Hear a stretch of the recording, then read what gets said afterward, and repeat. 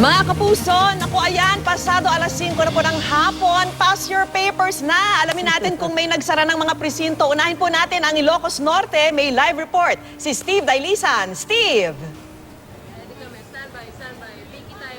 Alam mo, Vicky, talaga namang kahanga-hanga. Kahit pahirapan yung inabot ng mga kapuso natin, ng mga persons with disability, gayon din yung mga nakatatanda, ay sinika pa rin nilang makaboto ngayong araw. Kanina nakilala natin sa San Nicolas Elementary School, si Nanay Loretta, 72 years old, putol yung kanyang binti dahil sa sakit na diabetes. Tulak-tulak siya nung kanyang anak, dun sakay siya ng wheelchair, at sinikap niya pa rin makaboto. Bagamat ipinaubay na sa kanyang anak yung pag-shade dun sa mga balota para masiguro na yun ay tama yung kanyang mga iboboto, ay kahit papaano nasiyahan daw siya dahil na-exercise niya yung kanyang right to vote. Nakilala din natin sa Mariano Marcos Memorial Elementary School, yun namang si Nanay Elsa Basilio, 82 years old si Nanay Elsa. Kanina nahirapan talaga siyang umakyat hanggang doon sa second floor. Akay-akay siya nung kanyang pamangkin, at ang hiling niya nga sa COMELEC, sana raw sa mga susunod na eleksyon ay ilagay na lamang yung mga gaya na PWD at senior citizen doon sa ibabang bahagi ng mga classroom para hindi na maging pahirapan sa kanila yung pagboto. Generally, dito sa Ilocos Norte, peaceful pa naman ang sitwasyon,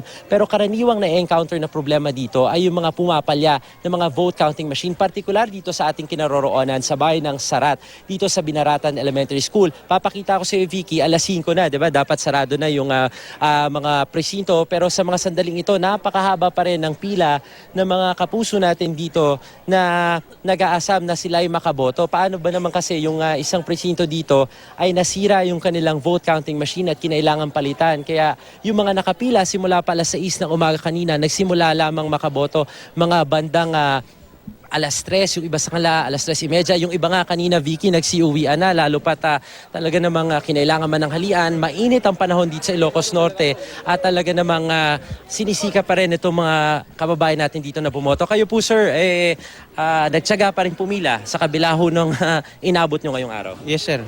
Kailangan pong bumoto dahil may boto ko lang ng yung kandidato ko, sir. Oho. Pero yung kanina ho, medyo may mga napipiko na ho dun sa pila at saka sa init. Siyempre po, sir, sa init ng panahon, sino ba naman ang hindi napipikon? Oho.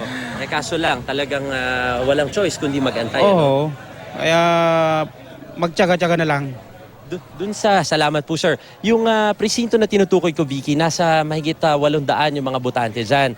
At dun sa kabilang presinto naman, nagka-problema pa yung kanilang VCM nung hindi na mag-imprenta ng mga resibo. Kaya kinakailangan pang i-restart yon, pagpahingahin, dahil nga nagahang din yung makina. Kaya mag-e-extend sila. Kausapin natin ngayon yung principal, yung supervisor nitong eskwelahan na ito ng Binaratan Elementary School.